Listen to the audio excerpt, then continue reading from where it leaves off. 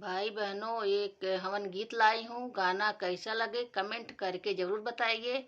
और जो भाई बहन नए हैं वो सब्सक्राइब लाइक जरूर करें, और जो भाई बहन लाइक सब्सक्राइब किए हैं उनको बहुत बहुत धन्यवाद। एक हवन गीत सुनाने जा रही हूँ, तो भाई बहन बताना गाना कैसा लगा।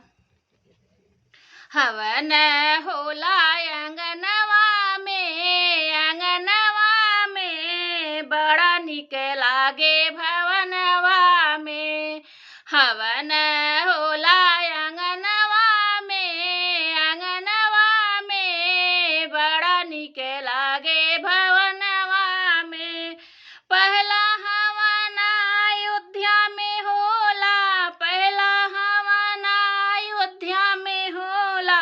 राजा दशरथ के अंगनवा में भवनवा में बड़ा निक लागे भवनवा में। राजा दशरथ के अंगनवा में भवनवा में बड़ा निक लागे अंगनवा में। हवन होला अंगनवा में बड़ा निक लागे भवनवा में। हवन होला अंगनवा में बड़ा निक लागे भवनवा में। दूसरा हवन जनकपुर में होला, जनकपुर में होला, जनकपुर में होला।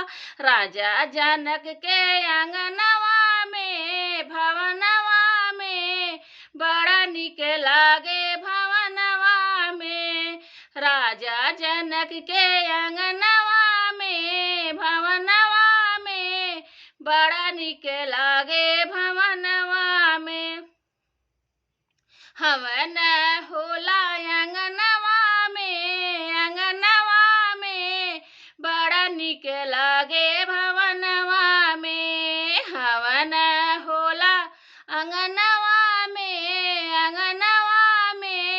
बड़ा निक लागे भवनवा में।